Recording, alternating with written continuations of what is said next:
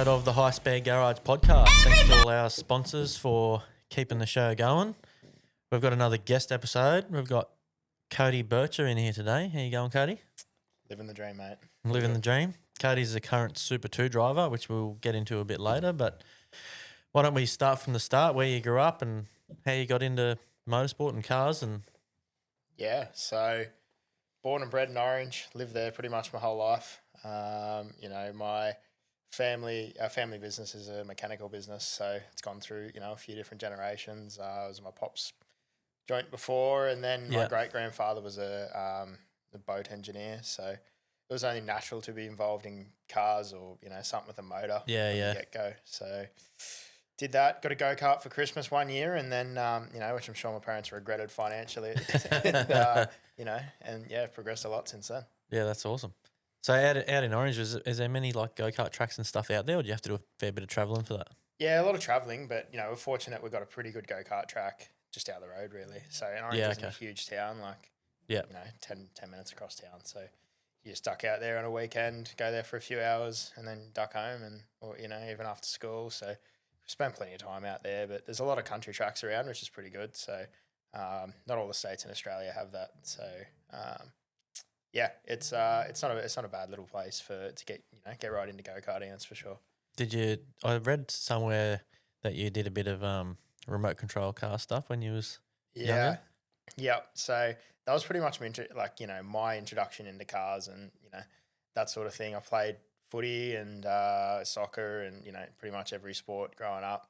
Was no good at them and was all right at the stuff with wheels, and the RC car stuff, did a bit of that over the years. And then, that's when we got the go-kart. So, there's a good little RC car track out near the local motocross track as well. So, it's an addiction really. So as soon as I loved that, it was just a knock-on effect. Yeah, especially when you got lots of mates and stuff too, that, they get a remote control car. It's like, oh, well, I've got to have one too if they've got one. Oh, that's right. And you can take each other's ankles out. Out of control the thing. And did any of your mates out there get go-karts when you got a go-kart?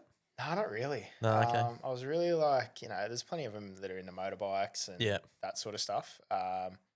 Most of them, it's mostly footy out there, to be honest, like ball sports. There's a couple that had go-karts, but not many. Yeah, right.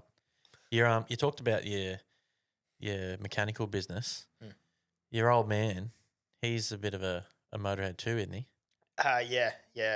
He's he's what got me into it. Like he's more show cars, hot rods, that sort of thing. He won a Summer Nats Grand Champion? Yep. Yeah, so he won that in 2000 with the WB Ute. Yeah, that's pretty impressive. Yeah, it was pretty cool. I never got to see it, but from all the photos and stuff like that he showed me, it was pretty cool.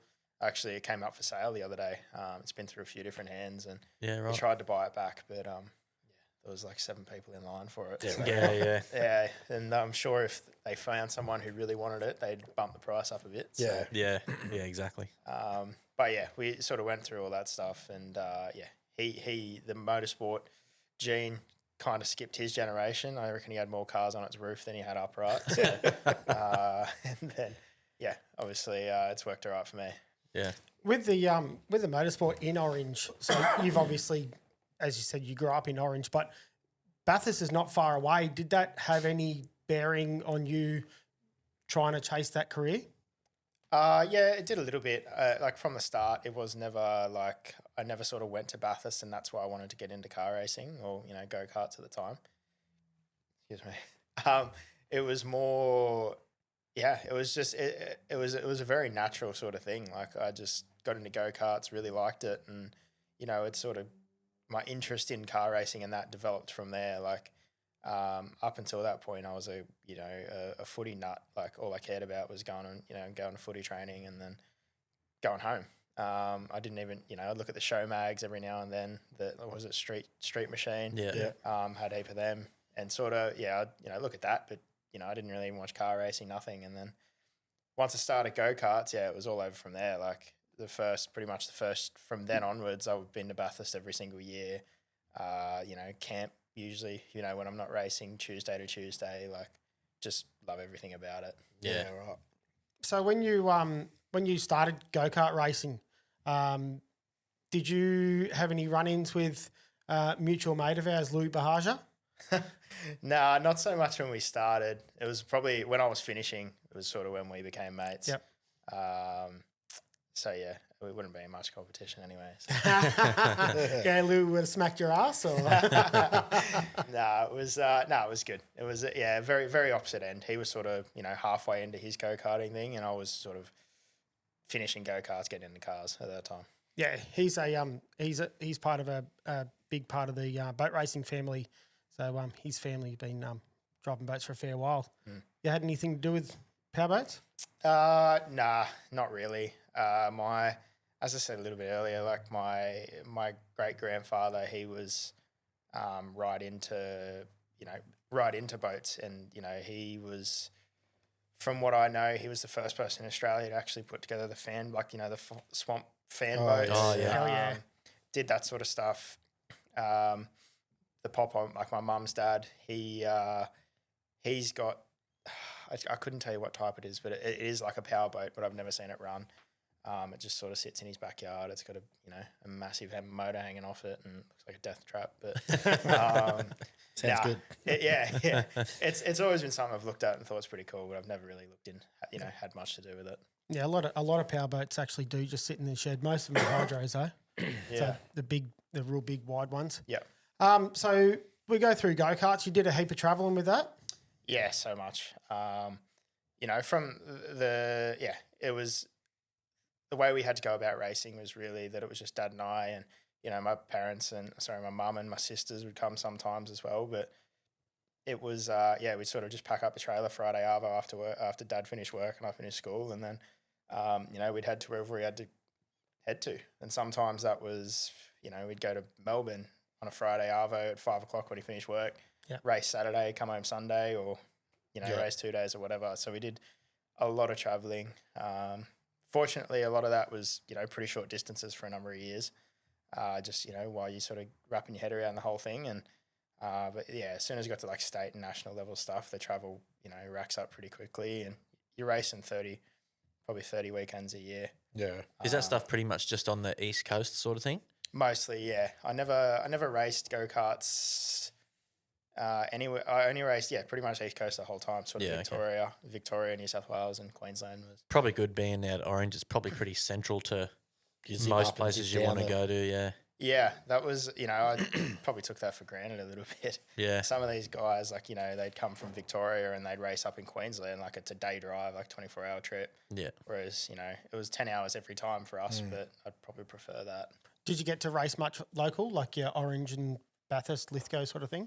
Yeah, I raced, especially for a number of years, like the local, I don't even know what they call it, in like metropolitan area, like, in Sydney and all that, was actually really, really strong sort of while I was coming through the junior ranks in go-karts. Every race meeting, like when we were 9, anywhere up to 9, 12, 13, we'd have like a full grid to race, and they'd almost have to run repecharges for, which pretty much means that, they've oversubscribed, and Yeah. you got to qualify, and anyone outside that gets knocked out. So, which is for like just a normal club day. That'd be wow. pretty stressful, eh? that's For awesome. a club day, it's probably not real that stressful, but still, you're racing, you're driving. You to want actually you want to get some out there. experience, and so you rock up to the club day and like, shit, I can't race today because I didn't qualify.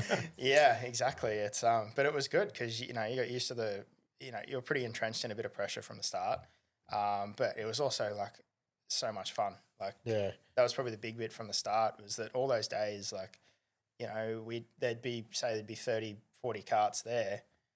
You'd get along with 20 or 30 of the other kids, and you'd all be camping at the go-kart track. It was always, the biggest one was always Lithgow, because you got all the country kids and all the Sydney kids, and it was just a heap of fun. Everyone would camp, everyone would get along. You'd have bonfires. You'd stay up all night. Yeah, that does Yeah. sound pretty good. It was it was unreal. That's probably one of the funnest parts of motorsport. Yeah, right. How long did the go kart career go for before you stepped up? So I finished in go-karts when I was 14. So I at the end there, I was won the state titles in New South Wales in juniors, and then was third in Australia in KA2. And then after that, it was just a natural progression to go into to go into car racing from there. It was, it was a pretty good year. It was a similar year. Like Dad and I sort of did everything ourselves. We're racing against a few pretty good names. Brock Feeney actually won the championship that year, and there was that's one of Joel's mates. Yeah. Great guy. Doesn't whinge at all. Yeah, but it was a very strong category that year, and there's probably another 5 or 6 guys that I could mention in there that I'm either still racing today or are doing something successful somewhere. So yeah, surely you'd be looking around a lot of the classes at the moment. You'd still be racing against the same blokes. Yeah, a lot of them, because we've all sort of had a very similar career path. In timeline, we're all around a similar age, so it's good because you're probably not as friendly with each other as what you were back then. Yeah. But It's more you're serious at this stage. Yeah, a lot more serious because you're all sort of trying to go for the same seat, not just fuck around and race the go-karts. Fair bit more money and stuff involved too, eh? As you start to step up levels, the money just starts to increase exponentially, and yeah, like you say, everyone's chasing the same seat, so we're not really friends anymore. No, that's right, and it's always an interesting balance. But yeah, the go-karting thing is it's probably the most fun you'll ever have in go-kart and car racing. Is it's just because it's probably getting a bit more serious now. I haven't been around the go-kart scene for a little while, but it was an awesome part of my career so far. Yeah. So jumping out of the go-karts into your next vehicle, you jumped into a Formula Ford, is that right? Yeah. So we bought straight out of that year from go-karts. We had a lot better year than what we expected. Dad and I were just running the thing ourselves and turned up with a few good results. Dad was building my engines at the time too, and we sort of got to the end of the year and we're like, shit, we can't really do this again. And then we fortunately got to do a test in a Formula 4 car with Cam McConville, and it all went pretty well, and we're like, oh, righto, I probably should, it's probably the right thing to try get into cars, and went and bought probably the cheapest Formula Ford we could find, and we built up a trailer ourselves. We slept in the trailer, we camped in the trailer, we transported the car in the same thing at every round, and it was a big budget step up, but we just did what we did to make it happen. It'd be pretty funny, like you're talking about camping and like fully living out of that trailer. Are you racing against teams that are turning up, going to the motel, having full-time mechanics and shit like that, and you guys are doing it on like the smaller budget? That'd be still at that Formula 4 stage. You're still seeing in that big diversity? Yeah, big time. Like even it sort of went back to even go-karts. Like I think I only ever flew to one go-kart meeting in go-karts, whereas a lot of the guys you're against are, flying to every single round and, got the best accommodation and, not that really, it's the on-track stuff that matters, but you're, we just, from the get-go, we just did what we had to do to make it work. And it feels so much better when you have a result against people like that, doesn't it? Oh, absolutely. It's, you can't, like, I wouldn't say I hated it at the time because it's, to be honest, it's all I knew. Like, that was just normal. That's what we did. It's what we had to do to make it happen. But we never had any mechanics. Dad was always on the spanners. I'd help out where I can. We had the Formula Ford in the back shed at home, and the neighbours would back me up on that. When you're starting her up at 10 o'clock at night and make sure it runs before you put it in the trailer. It was the Formula Ford step was unreal. I learned, we learned so much. Dad and I, I'm prepping cars, finding out how to make them fast, finding out how to make them very slow. That happened quite often too. But yeah, it was, it was a fantastic time. But yeah, as you said, it's very rewarding when you go to a racetrack and, guys have, everything that they could ever need, and you're sort of doing it on the bare minimum and, can take it to them or beat them. Yeah. You'd learn a lot more doing it yourself with setup-wise for later in the career as well. Yeah, absolutely. And that was probably the biggest, thing I could probably take away from Formula Ford was, from the start, like you learn the way how to make changes on two-way dampers and different spring rates and preloads and, any roll bar settings and so many, of those core fundamentals that you can really easily gloss over.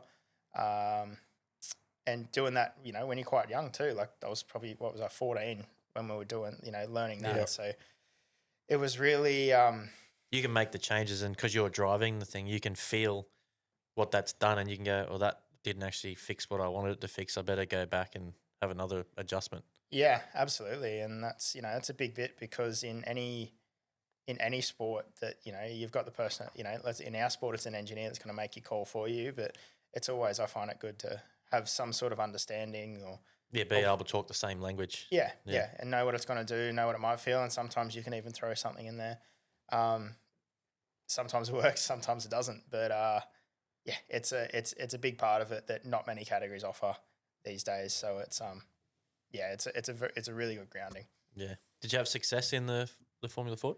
Yeah, I had a little bit, probably not as much. We finished. What were we? Well, third again in the Australian title in 21. And then, it all sort of happened through COVID. So it was very on and off. Like we missed a round because we got blocked out from COVID. And still finished third in the championship. So if we did that round, we probably would have finished a bit better. But plenty of race wins, plenty of that sort of stuff. It was just a bit, stop start with COVID. But COVID ruined a whole heap of sports. Yeah, absolutely. So while you're doing the Formula Ford, you actually jumped in an XL as well. You did the endurance race, was that right? Yeah, I did so during COVID, that was, there wasn't much, like I said, the Formula Ford stuff wasn't, happening as often as we wanted. So we were like, bugger it, let's go, build an XL up.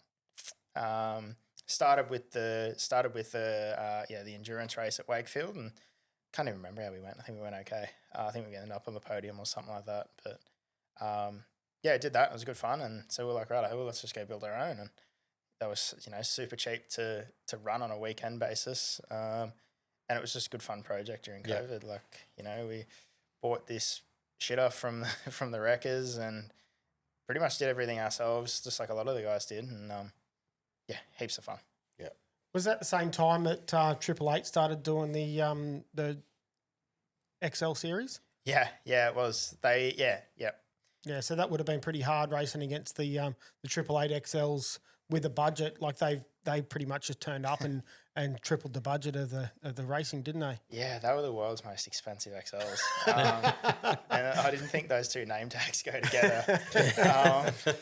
XLs and expensive. They don't to normal people. Well, as soon as 888 turns up, everything goes expensive, doesn't it? Yeah. Why would they want to do that? That doesn't really make sense to me. I think it was a little bit of they had a few guys who were doing Super 2 and that. They wanted to have a bit of fun, and it was expensive, and it put the cost up, but then it also pushed everyone to do a better job too. Yeah, so I guess there's two sides of it. They come out and do a better job, then you can always learn things off them. But it was just so much fun. Like I related the XL thing right back to like the go-kart thing. Like we had a lot of mates that would just come up here to Eastern Creek for the day. We do a day-night race, and then do whatever, hang out with your mates that night, and then go home the next day.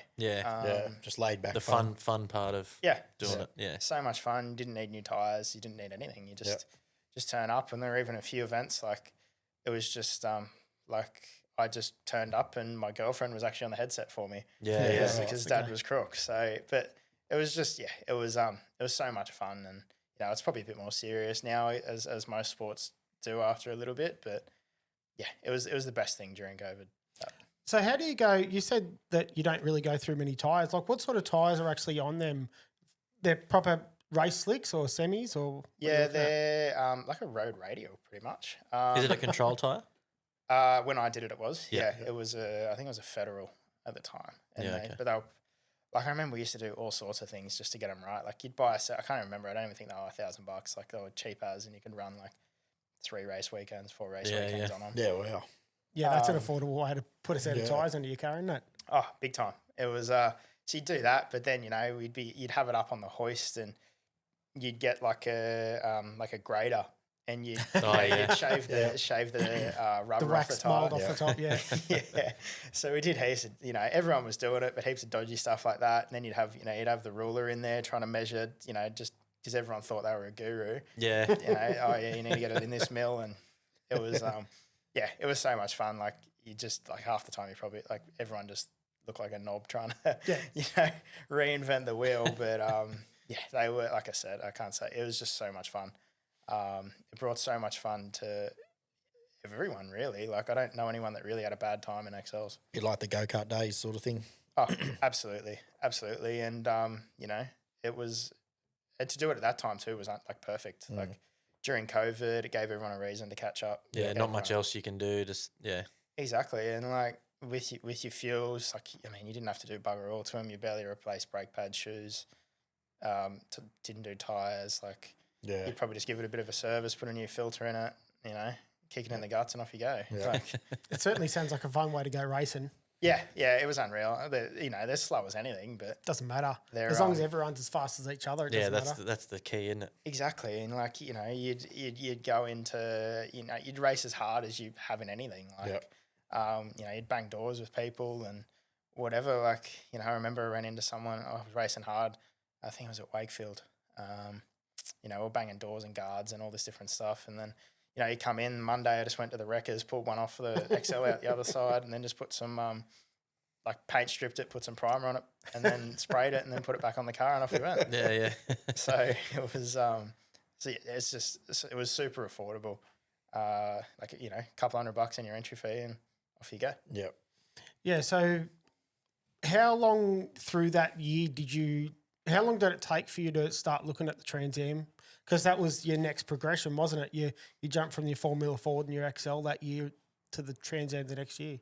Yeah, it was probably a similar scenario to the go-kart thing. We sort of, quite often we've found sort of through my journey, we've probably been looking, right in front of our nose rather than looking too far ahead. And we sort of got to the end of that Formula Ford thing, and we're like, we can do another year of that, and maybe try to win that championship, but you're probably going to miss a year of being able to develop further. So, same thing. We sort of got to the end of the year, and we're like, well, we can't do this again. And you've done well enough in that category that we probably could have won that if we competed at all rounds, sort of thing. So let's just chalk that up as a win and move on to the next step. Yeah. Because like you say, you're better off developing your skills in the next car than you're not going to open wheel sort of thing. In this country anyway. I would have loved to, but it's a lot more That's a sort of a Europe thing to trip over there. So you like the open wheel stuff? I've probably, I've always loved open wheel cars, and had I probably, the most difficult part, unfortunately, and it's all the time in motorsport, is that it's just so expensive. Like to do like F4 here in Australia, like I don't know exactly what the cost is, but I'd put a pretty good bet on that it's anywhere up around $300,000-400,000 a year. Yeah. To do it and do it properly. Yeah. And then if you want to go over to seas, like you got the exchange rate, and it's killer. It's pretty gnarly, and it's and there's so many limited spots that you can have over there compared to doored cars here, like tin tops. Oh, absolutely. But it's they do motorsport so well overseas. Like it's really cool. Even a few years ago, I got to go to Toronto and watch the IndyCar over there, and they had a few of the support categories there, and open wheel, and they do it so well. Like for a similar budget to what they do here in Australia, they do 4 times the test days. Yeah, right. 4 times the sets of tires. Yeah. You race 2 or 3 times more. If you were looking, a direct comparison to what you're paying, but obviously we get jammed with the exchange rate difference, so it's a lot more. But they just motorsport. I mean, motorsport in general is really cool, but overseas it's just so expensive. But you pay for what you get. Yeah, so many more people, but over there as well, and a smaller area that they're in probably helps them a lot. As well. Yeah, absolutely. And like they can race in like Austria one day, and they can be testing in the UK the next day. Yeah, because it's only like it's just like flying to Tassie here. Yeah, exactly. Yeah. You can get there by a bus. Yeah, exactly. So that was IndyCar you were talking about when you went to Toronto. So did you try and do a little bit of talking over there to some IndyCar teams to try and get some tests? Because they've obviously got Indy Next. Yeah. Did you consider that path? Yeah, I definitely considered it. It was so they have like over there they have, what is it? They have like F4, USF 2000, USF 2000 Pro, and then Indy Next IndyCar. Mm-hmm. So we had a very brief look at the the USF 2000 Pro path and what that would look like, but ultimately it's just Money. it's a massive investment. Yeah. Because there's no one's gonna spend the money to send any of our drivers over there to start doing it. Like the Kiwis seem to be doing it a fair bit better. Like you got Armstrong, Dixon, McLaughlin over there. Like and the only Aussie you got over there is Will Power. Like it's fairly decent. Maybe you should have been a Kiwi. Yeah, the Kiwis do it really well. They I think it's because the country's so small, and there's over here in Australia we've got hundreds of different drivers that they got a fair bit of backing from the country itself. Yeah, whereas like those guys over there, if you look at all the drivers, they're all supported by the same group as such. So they just do it really well. They they find the drivers, they back them to give them a crack, and I think there's a lot that some people can learn from that, and it's really cool to see. And through that, they've produced some really cool race car drivers over the years. Like there's probably more Kiwis over there at the moment than there are Aussies, to be honest. Yeah. I'm pretty sure every single one of them's got a gill trap sticker on the visor. Yeah, they do. But even here, there's shitloads of Kiwis racing here in Australia. Yeah, absolutely. But they're all bloody talented too. So Oh yeah, Ken Steer. I don't know what's in the water, but it seems to work. Send some over this way. So you started looking at the Trans Am cars. Are they an affordable thing like they're supposed to be? Like, or is it just they're an affordable thing over in America and then they sort of get a bit more expensive over here? In motorsport terms, they are pretty affordable. Yeah. It was, we came to a pretty good deal at the time with Gary and Barry Rogers. We had dealt with them a little bit, drove an S5000 during COVID as well. Oh, you got to drive one of them, did you? Yeah. Let's talk about that. What do you think of an Aussie-built V8 open-wheel race car? Hectic. They were. It was definitely an eye opener because the last thing I drove, we sort of went into COVID. Then that was the next car I drove. So I spent 6 months not driving anything, and then jumped in that thing, and your eyes are like dinner plates. This is wild. Yeah, it was they're a bloody cool car. They'd be tough to race because they're so big, because they don't stop the best. They're like a touring car, but with wings and slicks. Yeah. They're in open wheel terms. Well, they were built by a touring car business. Like Gary and Barry realistically did a fair bit of the work on that. I can't remember the other dude that actually tried to push it, and then Supercars sort of went alongside him. Yeah. Initially, they stole the design, and then they sort of started to go alongside him. And unfortunately, it has all fallen on its face, and I heard that the cars are actually getting sold overseas. But at the moment, like, it's not happening at all. We've got race cars sitting in the shed. Yeah, it's it was probably like the idea of the cars was really cool. They're super fast. Like at Phillip Island, we were doing 200. I think top speed was 294. That's moving. Yeah, right. Shit. Yeah, 294. I think was the top speed. Turn 1, I think Apex at about 220. Wow.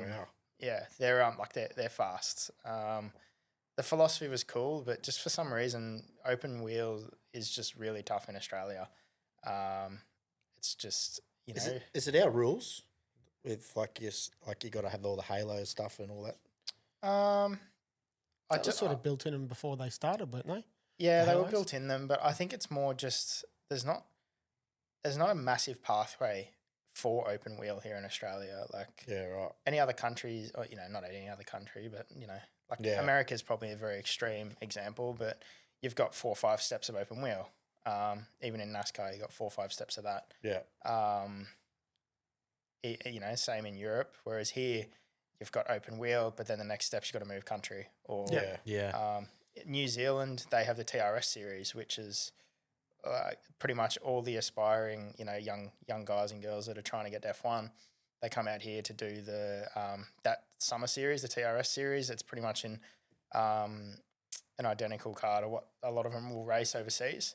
Yeah, that's actually been pretty good because like our supercar drivers go over to Kiwi land and race against sort of next year's F1 drivers or F2 sort of drivers. Like it's a good thing to have a lot of different drivers come in to Kiwi land, but those cars do seem pretty good. Yeah, it's an awesome series, and those guys come over and they can get their super license points to then help them get to F1.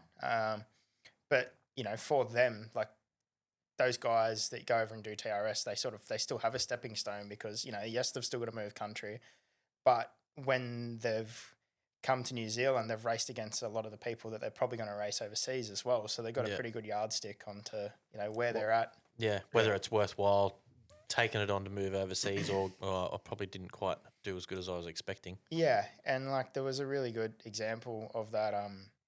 Liam Lawson, he was racing. Yeah, he did it. I think he'd done it a year before, or that might have been his first year. He'd been racing over Europe for a year in F4, but then he did that series, and he's spoken about it in a few podcasts about how after that was probably going to be it for him. And then he raced that series. He was racing against a lot of these high end guys, and then Red Bull signed him after that series, and then that's obviously worked quite well for him. Yeah, for sure. But you're comparing, you're racing against the best young guys that are up and coming. So it's a perfect situation. Must have been a pretty shit year for him, but yeah. It's actually quite funny. Like you talk about Liam getting signed off that, but like SVG, probably one of our best drivers, sort of in the touring cars, goes over there, races from the back to the front, and then so he won that race. Oh, what would that have been? 23, 22? Yeah, around there. And then he comes back here, races, and then goes across to NASCAR. NASCAR still say who's SVG, and then he goes and smacks their ass, and then they're still saying, oh, this bloke's just a ringer. No, he's just a friggin' awesome driver. And it's proved because he's gone over there to race against all the F1 F2, F3 drivers, which are still friggin' awesome drivers in open wheel categories. It's a proving ground for bloody good drivers. Yeah. And it's in Kiwi land. It's on our back door. Yeah, it is. It's such a good series, and look, I think any young driver from this side of the world that's trying to go to Europe, I think that's probably going to be their, and always has been their probably first step to the best step they can take. Yeah. Yeah, absolutely. It's the cheapest way to check whether you're going to have it or you're not going to have it. Whether to spend the money and try and go further or don't worry about it. Is it expensive to do the series? I don't actually think it's too bad. I never really looked into it because it was never really probably going to be a path for me. But in comparison to something that's here anyway, it's about the same. Yeah, I think it's pretty good, and they do a good job because it's 4 or 5, or I can't remember. It's 4 or 5 weekends in a row. Oh yeah. So like everything's nice, compressed right down, and it keeps a lot of the costs aren't strung out. Yeah. Yeah, you got to fly in, fly out, hotels everywhere and whatnot. Yeah. Yeah, so I think it's for what it is. I think it's actually probably pretty good, but I don't know what it's exactly worth. Yeah.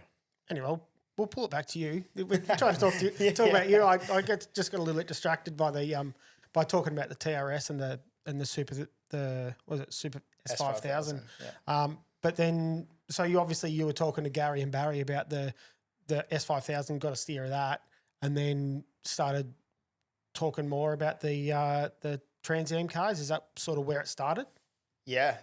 So through all that stuff, like obviously we tested that S5000 with them during the year, and then we come to sort of the end of the year, and they're like, "Well, what do you think about Trans Ams?" And we're like, "Yeah, they look good." Yeah, they look cool, but I didn't know much about it because at the time they were still a pretty new category. Like they sort of only had 1 year before that as Trans Am, and then the next year it stepped up quite a bit. So it was actually a really good year. So we went and did that. Bought a car that James Moffat. It was a brand new car basically. James Moffat ran it for 1 round, and then we took it over, and we bought the car, and same as Formula 4. Dad and I just ran it.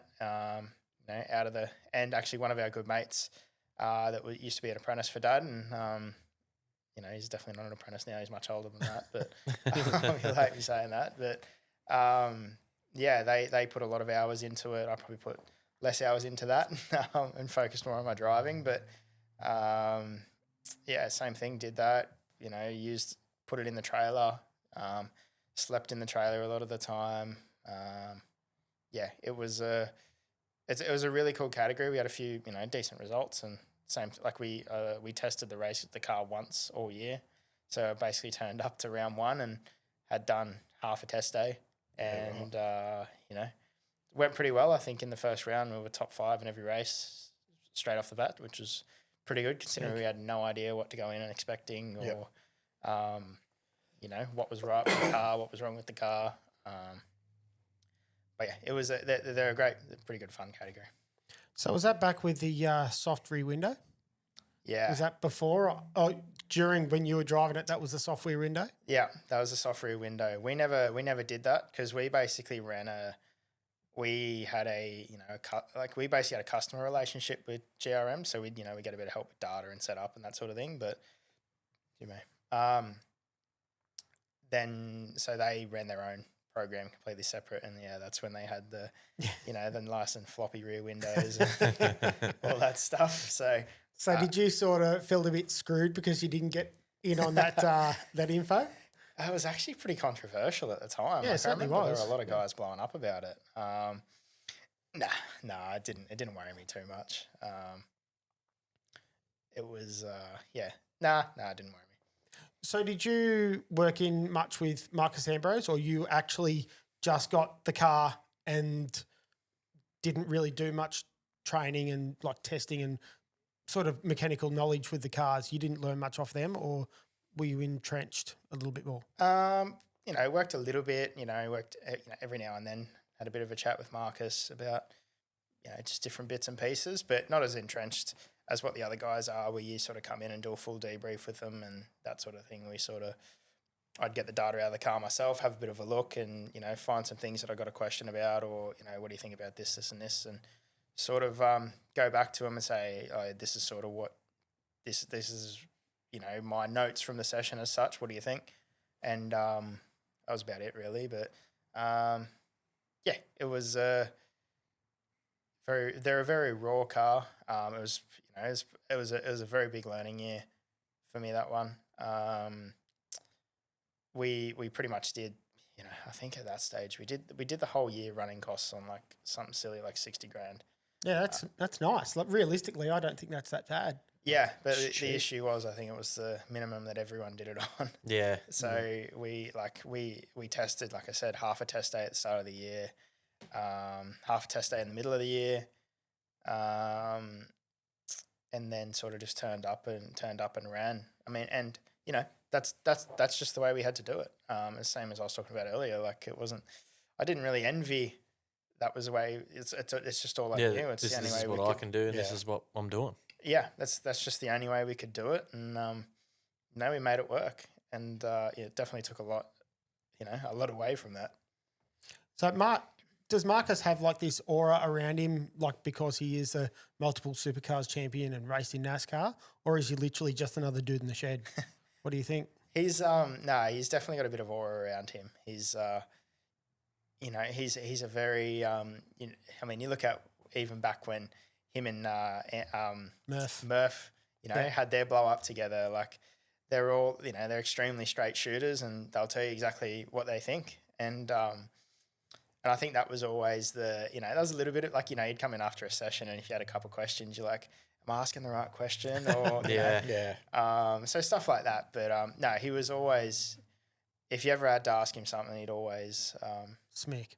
Yeah, he'd always have be able to he'd point you in the right direction, or he'd definitely help you out, which was really cool. Like I didn't really grow up so much in the Marcus Ambrose era. Like that's when he was sort of over in America. But yeah, from the more you go back and watch, you realise how bloody cool what he was doing overseas at the time was, and even just how dominant he was here in Australia in a very short amount of time.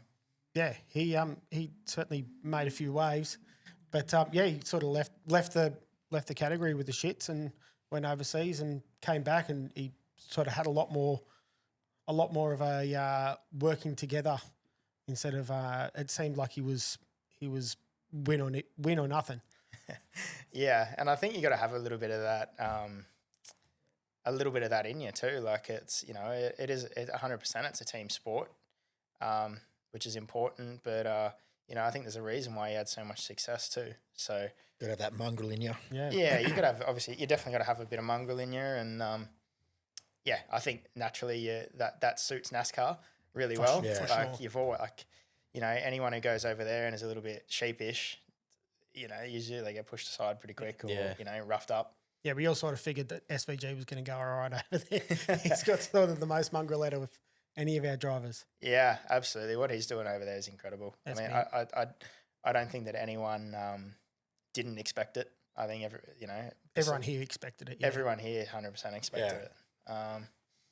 Which is but it also it just shows the caliber of racers that on this side of the world. Yeah, exactly. Like there's a lot of guys. There's a lot of guys that I don't know if they're probably not quite as good as what he is, but he's just what he's doing is just it just shines a light on how good the touring car drivers are over here. Like our cars aren't easy to drive. We don't have ABS. We don't have traction control. You got to heel and toe on downshifts. You have zero aids, and you got a tire that doesn't hold on for very long, and so you got to. Whereas a lot of these other categories have all of those things, and you really you got to grab these cars by the scruff of the neck, and and it's working.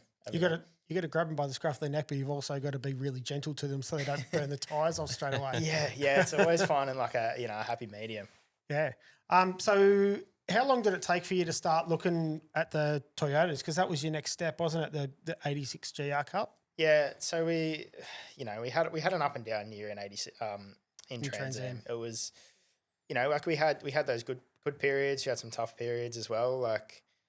At that point, instead of if we had damage somewhere, instead of actually just going and buying a new front bar, the only way we could do it was get this dodgy fiberglasser in to sand it back and fix it up, and we'd sticker it up and off we go again. So we probably had what started a front bar that was about 8 kilos probably weighed 15 by the end of the year. We just looked at it, and it was the tough part about that was that it was hard commercially to offer sponsors and people to be involved as much in that, because it was Speed Series at the time, I think.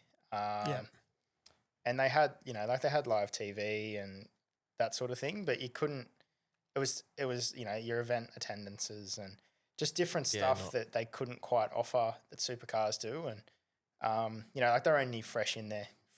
Like they're obviously doing a really good job now with that.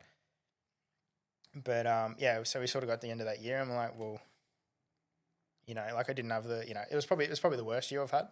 And was like, we can't really do that again. Once again. Yeah.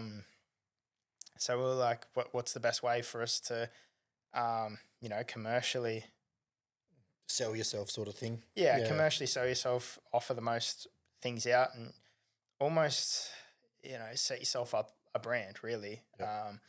Because you look at, you need a bit of momentum, you need a brand to, help, kick you along really. So. Yeah. And that was at the time was 86s. You're on a supercars calendar all year. We did 3 rounds to start the year, which was even better. So you got 8 rounds of racing that year. A lot cheaper to run, cheaper costs, cheaper to repair. And when if you placed in the championship in the top 10, there was prize money.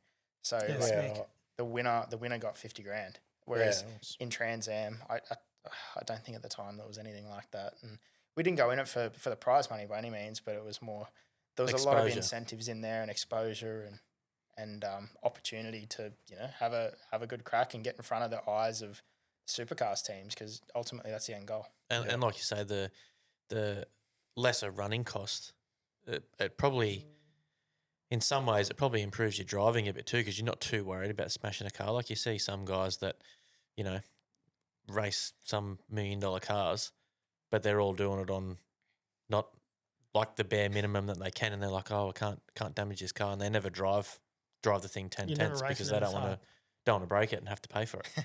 Yeah, 100%. And that year was, to be honest, that year is pretty much what set me up to be able to do what I'm doing now. Sort of went in there, but even at that point, once again, we sold the Trans Am, we bought the 86. We sort of got about 3 rounds into at the time it was, so we did those 3 extra rounds at the start of the year, but they called that like a scholarship series. So at that time, because they had too many cars in the main series, you had to qualify. Yep. So we had to do that. And we sort of got through the first 3 rounds of that, and we're like, oh shit, like I don't, even then we were looking at, well, this is probably going to be, you can do this year, and then that's probably going to be it. Just, financially, like I spent a lot of money over the last few years, and fortunately, through a few good results, found some awesome sponsors that came on board who are still with me today, and we won the most races out of everyone that year, won the most rounds. You got rookie of the year that year, didn't you? Yeah, rookie of the year, and ended up finishing 3rd in the championship. So smack. That's good prize money then. Yeah, it was good. It was nice. But yeah, and that that really set me up to be able to do kicks you along for the next year. Pretty much. It doesn't take much, does it? Once you get that one little leg up, bit of momentum. All of a sudden the ladder starts forming in front of you. You just keep climbing. Yeah, the momentum's huge. It's just like, we were talking about rugby league before. Like you look at some of those games, and as soon as they get a bit of momentum, off they go. Can really changes, quickly switch. So, and it's the same in motorsport. When you got momentum, you gotta stay on top of it, keep pushing it along. Absolutely. So we did that 86 year, and it was awesome. And then finished the year winning on Bathurst 1000 Sunday, which for me that's my home race. Pretty good. Had all my family, my sponsors, everyone there, and basically led the whole race, but got passed them with 2 corners to go on the last lap and won. So that's the memorable part of the whole thing, because you're on the main stage on race Sunday, and you're racing you're leading. No one really cares if you lead the whole race, whatever. But when you get past and then pass before the end of that race again, that pass would have been probably a lot bigger than leading the whole early stage of the race, wouldn't it? Yeah, leading from start to finish. Yeah, and it's I guess it's all about moments, isn't it? Obviously the end result was cool, but the whole race was good. We put on a good show, and yeah, it's probably the coolest win I've had. You were to date so far. Hopefully I can top that. But just driving around Bathurst 1000 Sunday alone is just massive. It's just a good day. Yeah, awesome day. But we were going around on the formation lap, and you could barely see a spot free on the hill, and this is 8 o'clock in the morning, 8:30 in the morning. Yeah. It's race day. Yeah, it was just, it's so cool. And like I said, we used to camp there, Tuesday to Tuesday every time we race. So I knew exactly, it's funny because the year before I was on the other side of that. I was the one watching, and that, it was a bit of a, it was a pretty surreal moment. Very surreal moment. And off the back of that, then got the chance to test a Super 2 car for Walkinshaw. So it all, a few things happened, and it was, it all worked pretty well. You stepped out. So you stepped out of that into the Super 3 car the next year, didn't you? Yep.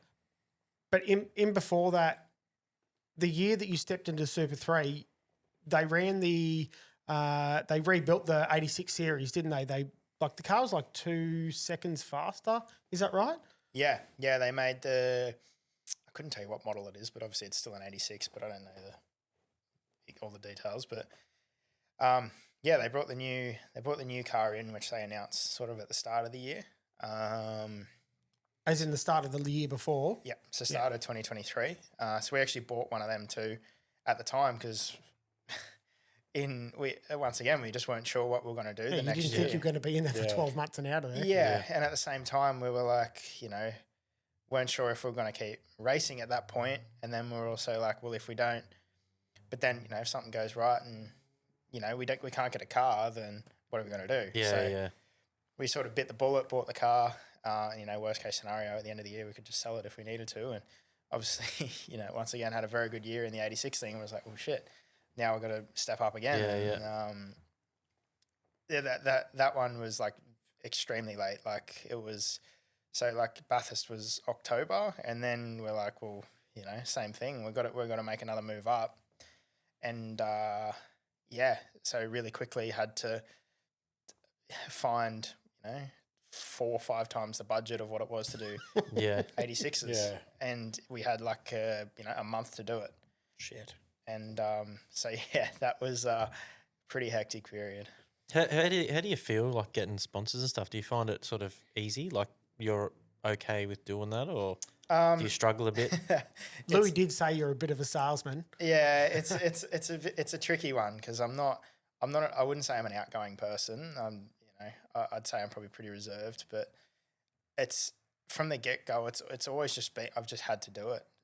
It's, my parents have always been there to support me, but they've never pushed me. So from the get-go, it's always been like, if you put the effort in, we'll support you. But if you don't, we're not going to make you put the effort in. Yeah, not wasting my money to do nothing, And that's sort of why a lot of those step-ups were, happened the way they did, because we got to the end of it and, my parents are like, well, you're having a good crack here. Like we can't not support you. Yeah. So, and that was what it was like the whole way along. And when we got to that stage and even 86s, it was like, if this is what you want to do, you either go find sponsors or you don't do it. There was no way around it. So it definitely didn't, come naturally to me, but it was, didn't have a choice. Didn't have a choice. And you slowly get better and better at it, I guess. Yeah. Work out how to talk to people and what to say to people. And yeah, absolutely. Is there a lot of door knocking? Yeah. I honestly, I think probably 90 to 95% of, people that I've made connections with were all cold calls. Yeah, right. Which is, that's the way it worked for me. It doesn't work for everyone, but that's just, sort of had to make our own connections. Like I've been very fortunate that I had a really good, let's say mentor from the start. There's a guy by the name of Tim Lay who's from Orange. He owns a lot of car dealerships now, but he used to be a race car driver back in the day, and knows all the. He's very, very up to date and very good race car driver back in the day. He used to race Formula Holden and actually has the lap record, the official lap record at Oran Park before it got shut. So he's very switched on, and from the start, like he has been a pivotal, part of helping shape me to do stuff like that. Like, ultimately, do you have to be a little bit like a car salesman? Yeah. But, in a way, but he was really good as, he wouldn't give it to me by any means. He'd sort of help you out with, what to say and how to, approach certain things. You along a bit. Coach you along, but he would never, you wouldn't go to someone, he wouldn't ring someone up while you're there and say, hey, will you sponsor this guy? Yeah. He'd be like, here's his number, you ring him. You do it. You ring them, you get in front of them and you work it out. Here's the bridge, you climb over it. Yeah. Pretty much. Yeah. So, I'm very grateful for that because, there's been a lot of those type of moments in my career so far, but without that sort of grounding on that stuff, I definitely wouldn't have been able to put together the programs that I have. Yeah, it'd definitely help having someone that's been there, done that to sort of show you the way how to do it, especially if you're not that type of person naturally. Like I'm sort of the same. I don't like going and talking to people and asking people for things or help or anything like that. I prefer just do it all on my own and deal with it and struggle with it. But yeah, someone that has been there and done it and can show you how it works and that it's worked for them, you can kind of trust them and then you sort of follow their footsteps and before you know it, it's natural. Yeah, exactly. Like it's, and I think a lot of those things piece together quite well. Like parents maybe work from it from the start, and you know Tim was a big part of that too. So Yep. Without that, yeah, as I said, I definitely wouldn't have been able to do what.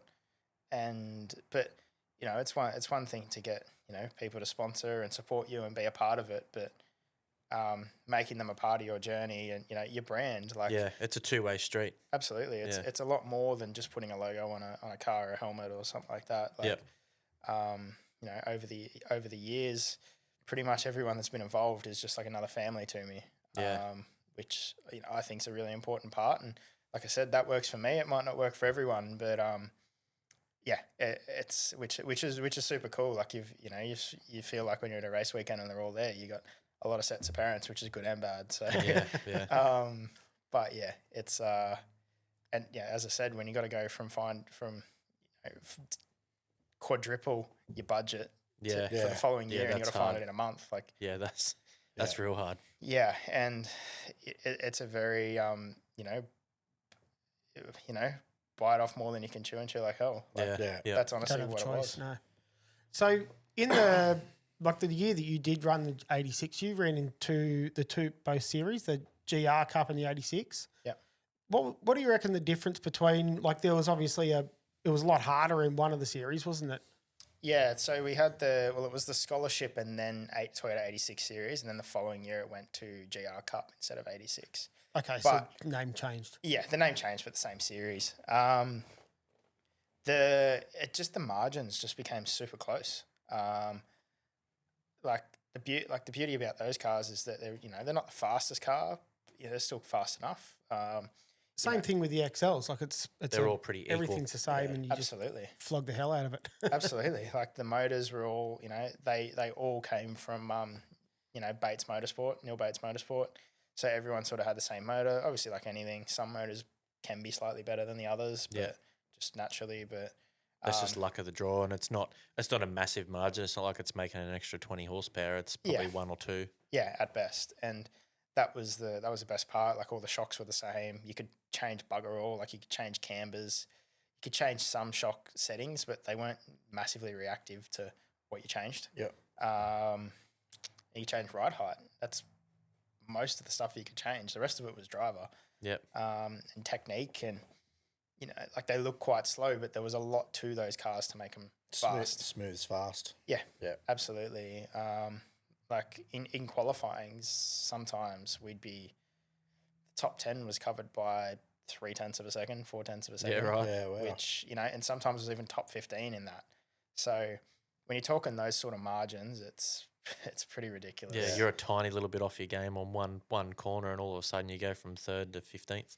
Yeah, absolutely. But it teaches you so much, like, especially on a competitiveness level, like it teaches you that you can't leave anything out there. Yeah.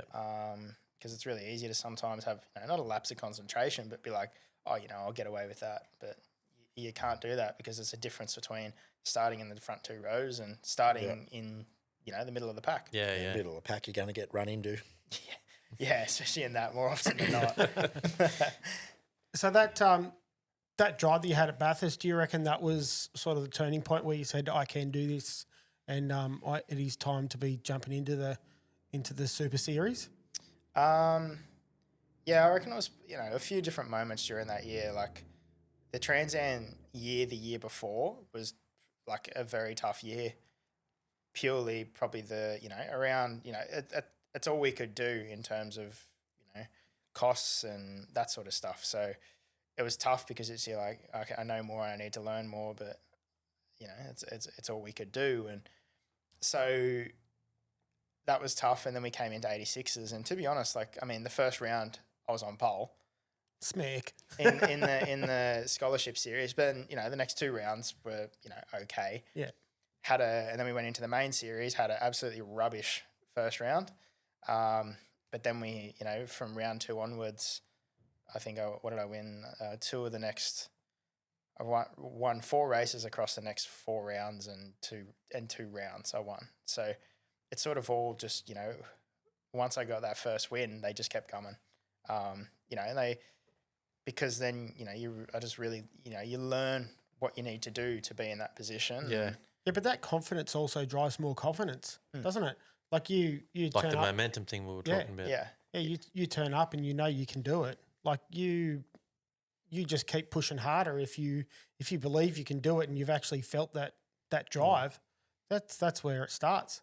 You just keep pushing on it. Yeah, absolutely. And a lot of those races were hard fought too. It wasn't like, that you're just gifted on a silver platter. Like, there's always those couple where you can drive away and in your own head, they're the best ones ever because you don't have to worry about anything. But, from an outsider's point of view, they're boring, eh? Absolutely. It was. You remember the close races. You don't even have to win. I can remember like some of mine in the boat and stuff. My most memorable ones, I didn't even win the race, but I raced hard against somebody to beat them to come second. Yeah. Like first was kind of gone, but race hard against somebody and to get them before the finishes. Yeah, you remember them more. Oh, absolutely. And you also learn the most from them too. Yeah. And that's so. Like I'm a massive believer that everything happens for a reason. And whether that was the year in the Trans Am or whether it was the rubbish first round that I had, or there's plenty of other instances as well. But I'm definitely a big believer in that. And whatever it is, sometimes it always seems to work out in the end. You can't beat experience. Doesn't matter what the situation is. Experience is always wins. I heard something today actually, and I can't remember what it was. It would have been somewhere, and they said experience is not a skill. You can only get experience by doing. Yeah. Experience and confidence is your main drivers. So you jump into your Super 3. So where'd you find a Super 3 car? Like a lot of them being collectors sort of items now, wouldn't they? Yeah, they probably would be now. I don't think it's a series now, is it? No, I was the last championship winner for that, which was pretty cool. But yeah, the cars started to get a bit too damaged for the owners, wouldn't they? It was a funny period. Well, like I said, it sort of all came together like extremely late, and unfortunately, it sort of put us very late in the piece. Like we did that test day with Walkinshaw in a Super 2 car. It all went pretty well, and we were sort of hoping that we might be in the running for that, and it just for whatever reason didn't happen. So then we were like, well, we need to find something and the only thing that was really left was a Super 3 seat. So we're like, well, we're just going to have to do that and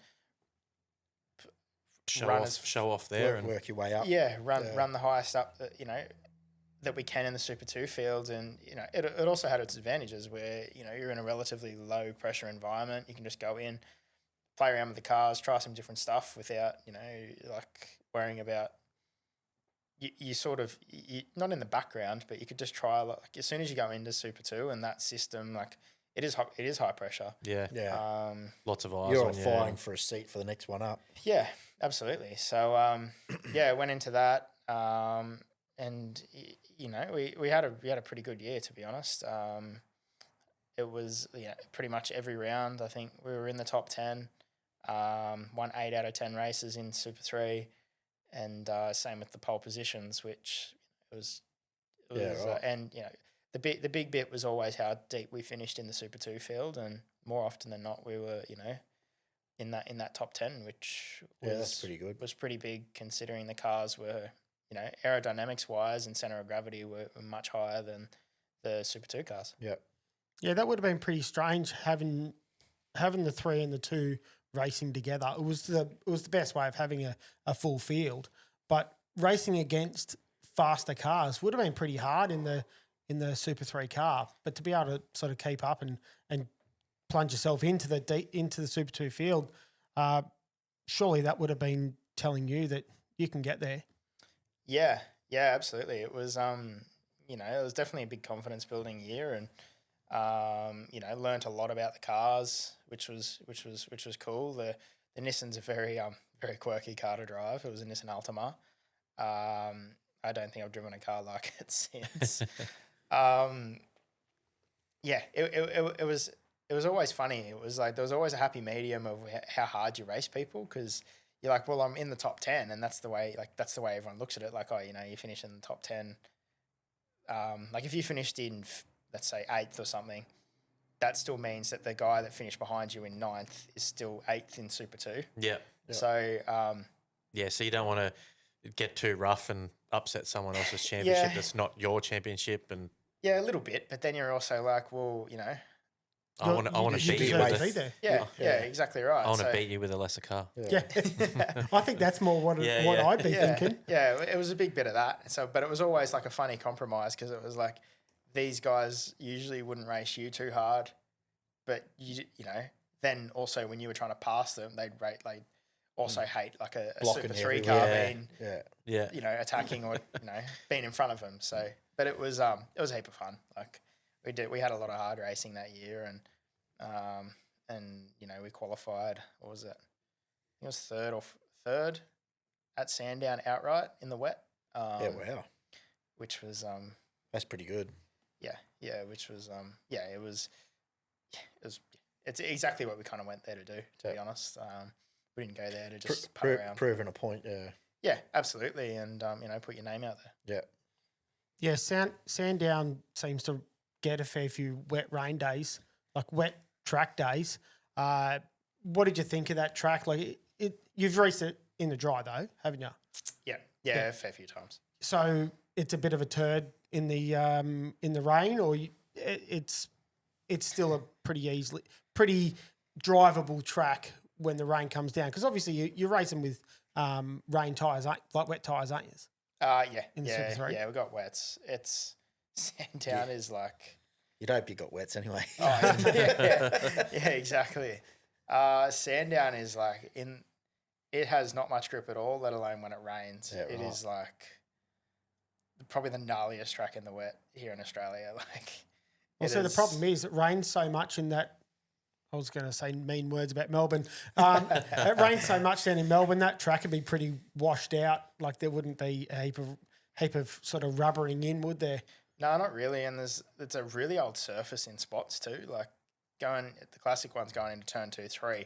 Like it's all like it looks like you got like gaps between the stones, like that are huge. Like right. Like if you fell over, you'd take a huge chunk out of yourself. Yeah, okay. Tire torture. Yeah, it's tire torture, but then that also means that in the wet you've got like barely any contact patch. Yeah. So it's which is the whole, you know, it's part of the place. Like it looks simple, but it's actually quite tricky. So and then you add a bit of water. It is it's pretty hectic. Do you enjoy like the wet races? Yeah, I have, to be honest. I do. I don't know why, but it was.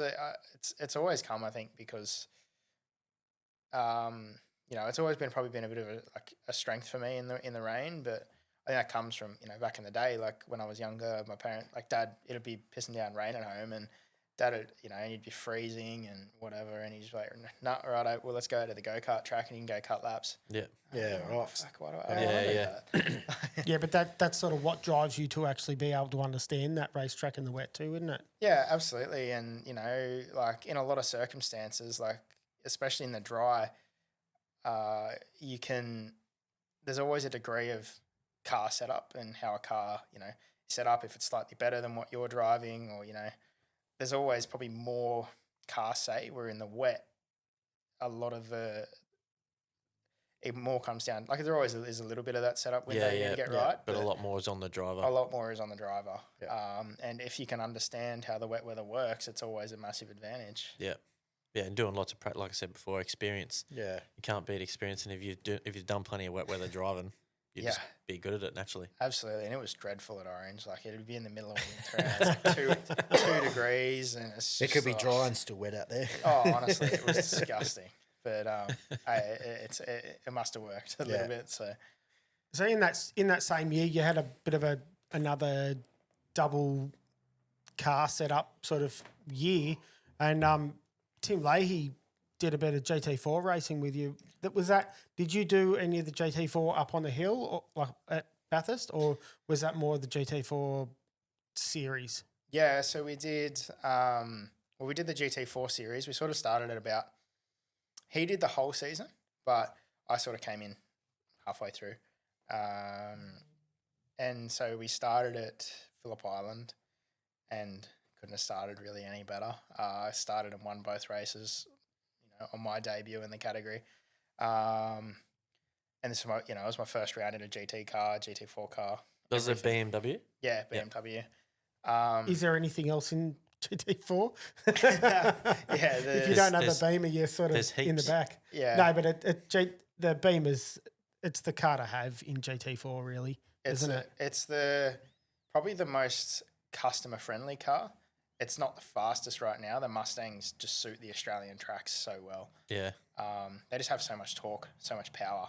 Like we're talking about Sandown. Like the Beamer's got really good top end, but you come out of turn 4 at Sandown, that's basically a 90-degree corner into a K-long straight. That thing just hoses everything. Yeah. So, but the Mustang hasn't been in GT4 for that many years. What was that, last year it came in, is that right? the year before. Okay. Year before. So my first year is when it came in. Okay, yeah, righto. Yeah, it's so it's been a very strong car. They're a pain in the ass to race too, because it's like you nail the corner and they might run a little bit wide. They just get on the pedal and take off. But yeah, so we did that, and couldn't have started off in any better fashion, to be honest. So won both races there, and then can't remember, qualified on pole at Sydney, and then had a couple of dramas. I think we punted a radiator or something like that, and then we did went to Bathurst and won a race there as well, which was pretty bloody cool. Good place to win.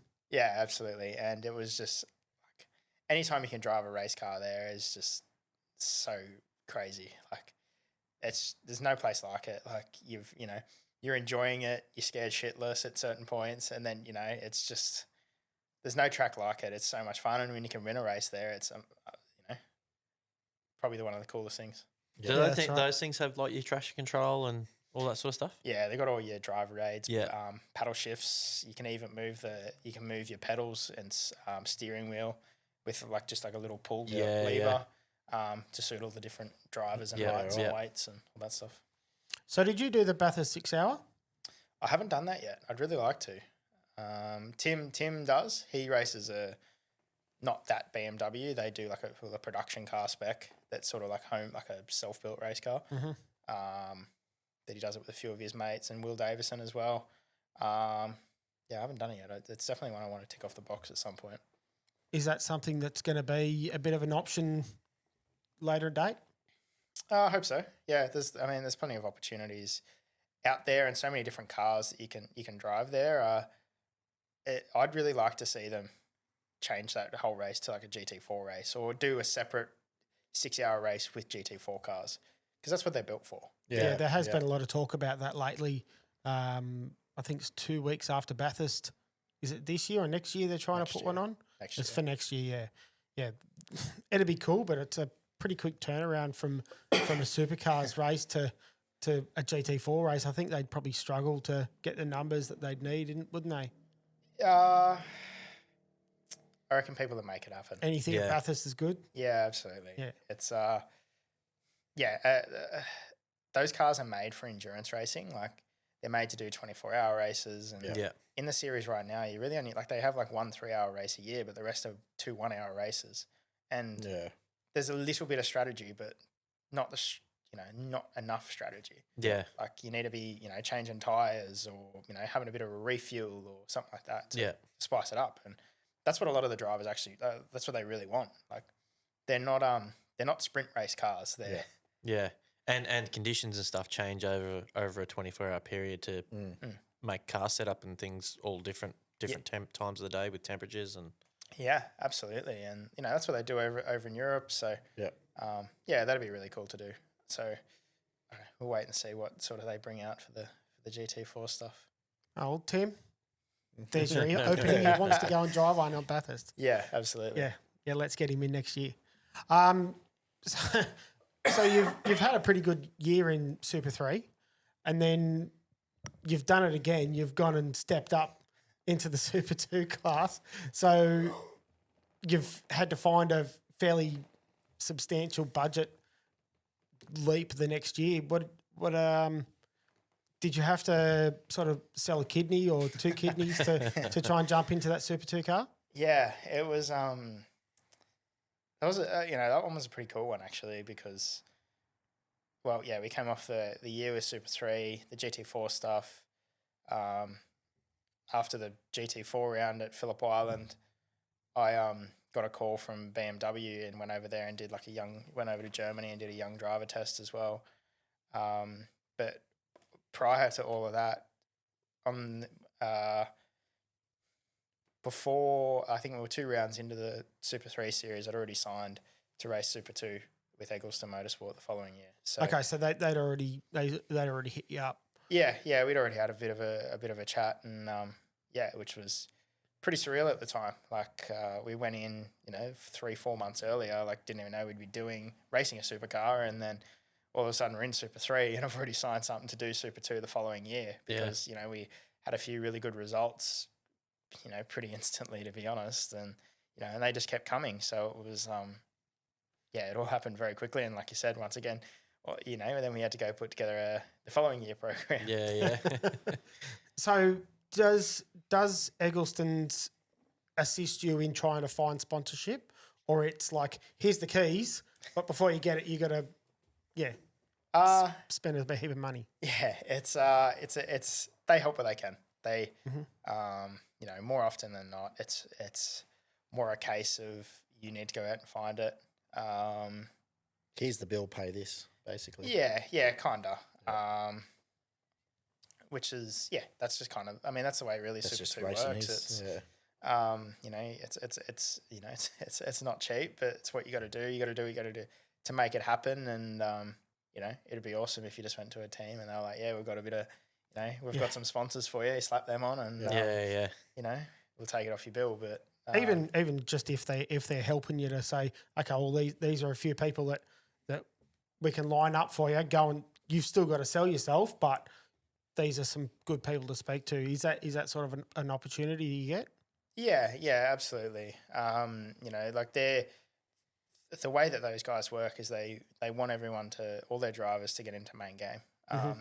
So they'll put whatever effort they need to and sort of try to guide you in the right direction to put you in the best stead to get to that point. So whether that's through meeting people or improving your on track stuff or other bits and pieces, they won't do it for you, but they'll try and makes them look good as a feeder company, so to speak, to supercars. Yeah, absolutely. But like they it's a big part of it. Like you see a lot of guys now, they go into main game and probably haven't done their apprenticeship.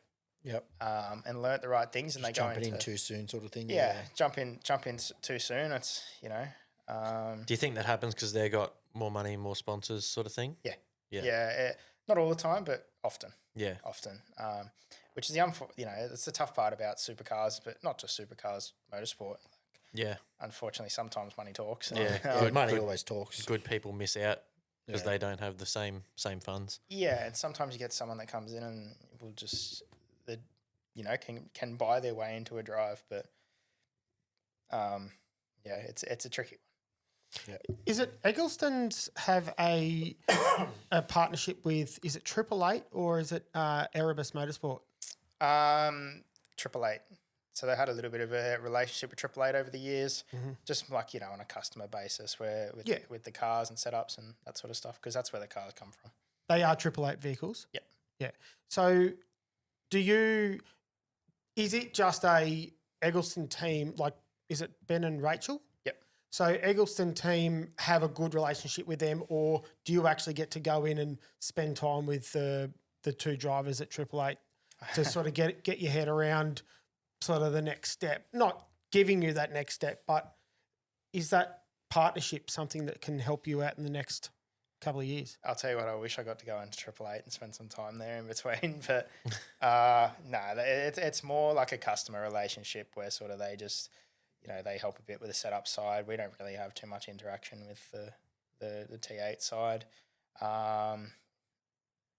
It's but like they're handy cars. Like my car's a Shane Van Gisbergen car from, I couldn't tell you the year, but a few years ago, and they've all sort of got some sort of pedigree. So Has that still got stickers down the door, or do they all get taken off?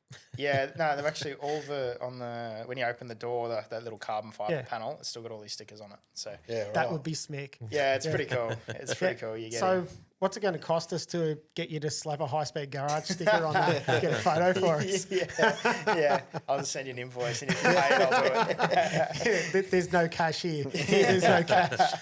Oh, cash is good. Yeah.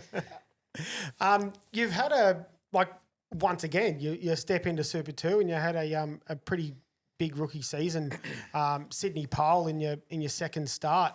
What was that pole lap like? Like you're on the main game on the show. Like that's a pretty big lap at Sydney.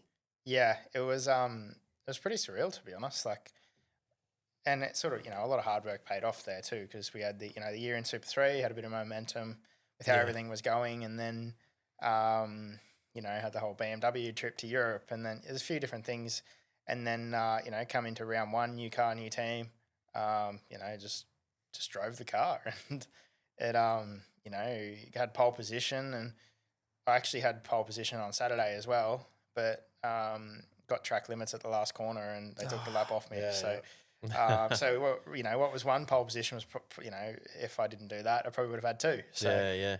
But regardless, like the race didn't go where we wanted it to, but that was my first weekend in this car, and though they're built to the same specs, they're so different. I was just about to ask that. What was the comparison like between the Super 2 and the Super 3? They're like completely different. Like, yeah. And it's not so much Super 3 to Super 2. It's more because I went from a Nissan to a 888 built Commodore. Yep. Like if you went from a VF 888 built Commodore to a ZB 888 Commodore, they're all but identical. Yeah. But the ZB just has a little bit more aero and lower center of gravity and that sort of stuff. But yeah, it took me a little bit to get my head around, because they were just night and day different. Like the same, but so different. So yeah, it did take me a little bit to get my head around, but I mean, you couldn't have asked for a better start to the weekend. It would have been nice to finish it off with a podium or a win or something like that. But to do it on that stage, first one out, was definitely a good box ticked. So from the outside looking in, like we saw Kai Allen graduated from your seat. Was that your seat that Kai Allen was in? Yeah. So you've almost won pole 2 days in a row at Sydney, but you didn't get to keep the momentum that you probably would have expected when Kai was in there.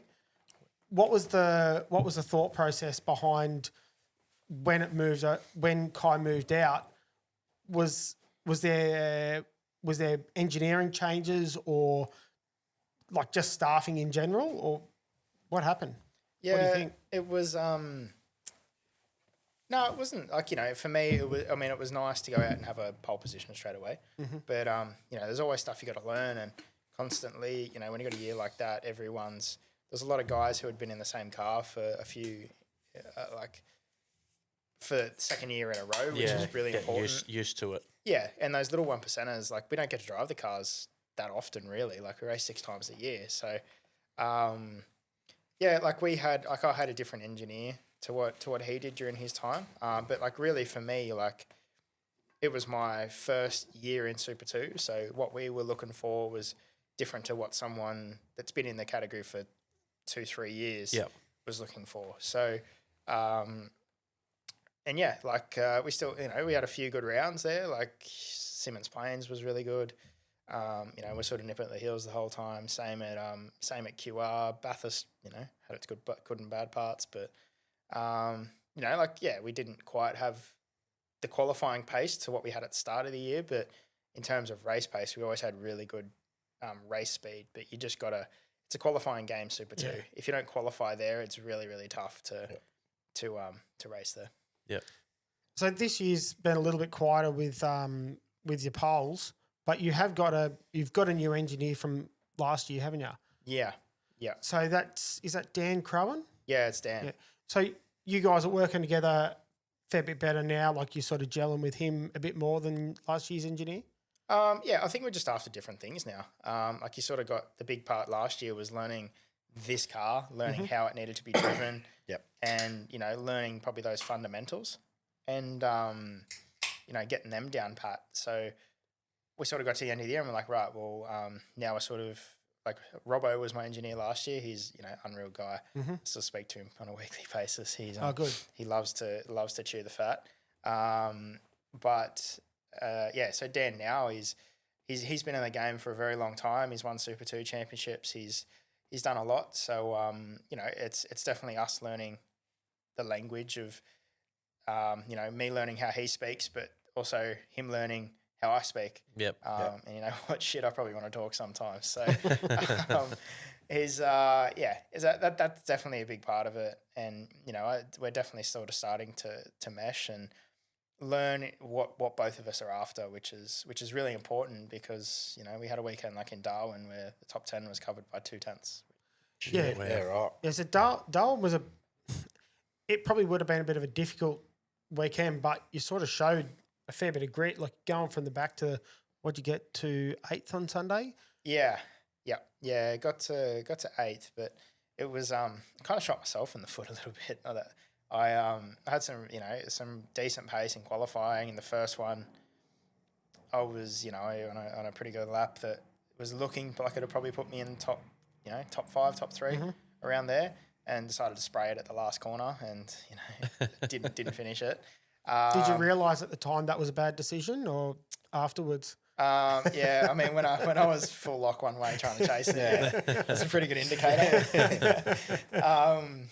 Yeah, it was just I don't regret it. Like I'd prefer to be on that side of it than under driving. Yeah. Absolutely. So yeah, I mean, you know, you're a bit shitty when it happens, but You learn more from mistakes. Like you say, being on that side of it's better. You'll make the mistake. You'll learn. The edge, okay, that's it. Yeah, absolutely. So did that, and then, you know, Sunday didn't do that, but made this tiny little error on one of the curbs and dropped a 10th, and a 10th from where I started would have put me like 6th or something like that, and I started 12th. Yeah. So Yeah. You're like, oh, it's only a 10th, and you get out, and you're like, oh, well, if I did that, I would have been up like 3-4 rows. Yeah. So yeah, like but that's us, you know, me and Dan learning, you know, the language that we both speak, and also me getting the most out of these cars. Like it's probably the most competitive and strong field the category's had in a very, very long time. It's a good thing.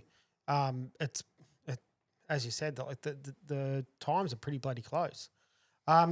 We've seen a bit of a change in sponsorship on the side of your car. Like you've been sponsored by, is it Orcon?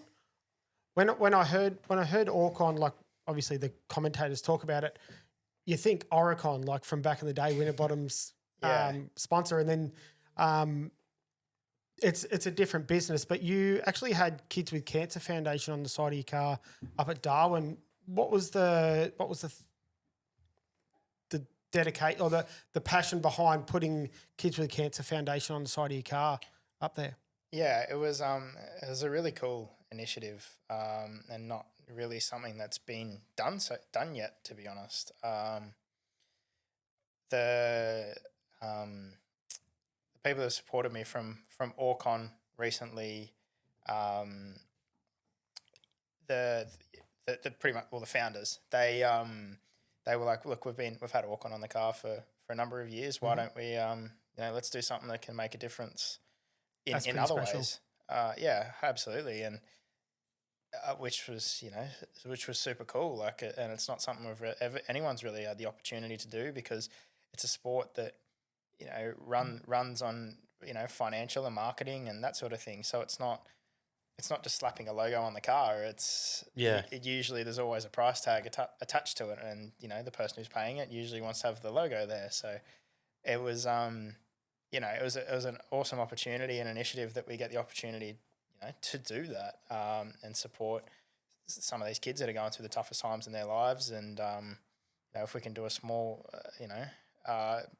add a little small bit of light to their day, it's worth its weight in gold. And we got that opportunity to do that because we're going to have it on the car for the rest of the year as well. Smick. So that was all their idea. Did they have someone that's been affected by that, or that's just a foundation that they like? Yeah, it's just a foundation that that we all sort of sat down and had a conversation about what supporting what way we can probably make a difference off the track. Yep. And that was a big part of it, and the big thing for these guys, the Kids with Cancer Foundation, was that it means so much to them. It's not just like I don't even know what the right word is for it, but they put so much into it, and everything they do is to benefit the children and families that are going through this time. And it was a no-brainer really to have them a part of it. And we had two of the kids up there, Bianca and Jaden, up in Darwin. One of them actually just flew in from Sydney the day before. They'd been there for I think it was nearly 17 months. They've been in Sydney for 17 months. Yeah.